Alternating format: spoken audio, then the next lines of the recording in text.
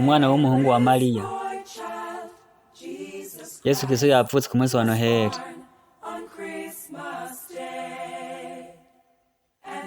Kandi umuntu azobaho ibihe byose kubera umunsi wa Noheli.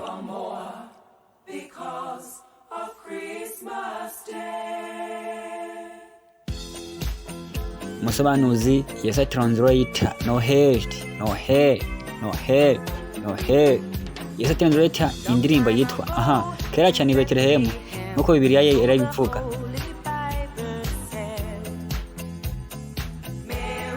Umwana w'umuhungu wa Mariya Yesu Kristo yavutse ku munsi wa Noheli. Umusobanuzi Yesu translator nimwumve noneho abamarayika baririmba ati umwami yavutse uyu munsi. Kandi umuntu azobaho ibihe byose n'ibirenga kubera umunsi wa Noheli.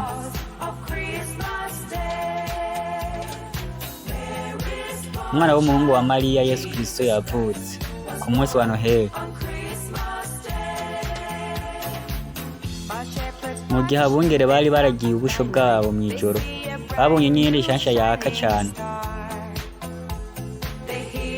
Bumvise abaririmbyi benshi baririmba indirimbo, kandi umuziki wumvikana nk'uvuye kure.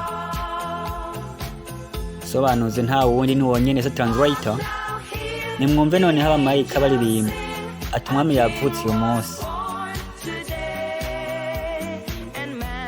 Kandi umuntu azobaho ibihe byose n'ibirenga kubera umunsi wa Noheli.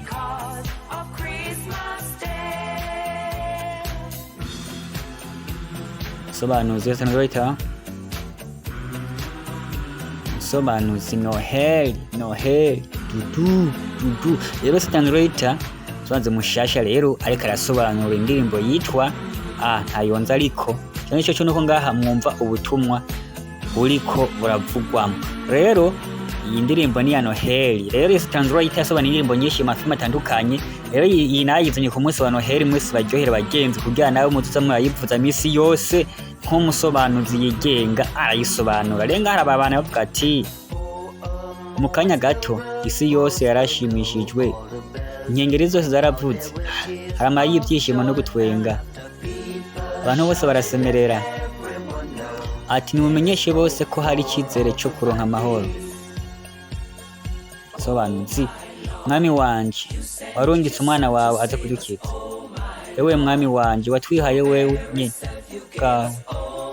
Ewe mwami wanje kugira icyaha nticyongere kutugira abaja, kandi urukundo rwongere kuganza. Ewe mwami wanje igihe bamubonana, ewe mwami wanje bamwambitse igitsebo cy'izahabu. Ewe mwami wanje barakoranye bose baramukikutsa kugira bamubone kandi bongere bamusenge. Ewe mwami wanje bari batanguye kugukekerana. Ewe mwami wanje ni iki bazi kuri wewe? Ewe mwami wanje bari bazimiye batagufise, bari bagukeneye cyane. Ewe mwami wanje gusemba k'umwana. Ewe mwami wanje hawe umunezero mwinshi cyane.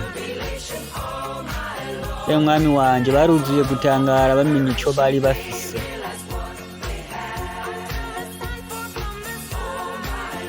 Ewe mwami wanje warungitse umwana wawe aze kudukiza. Sobanuzi Yesu translator. Bye bye. Peace.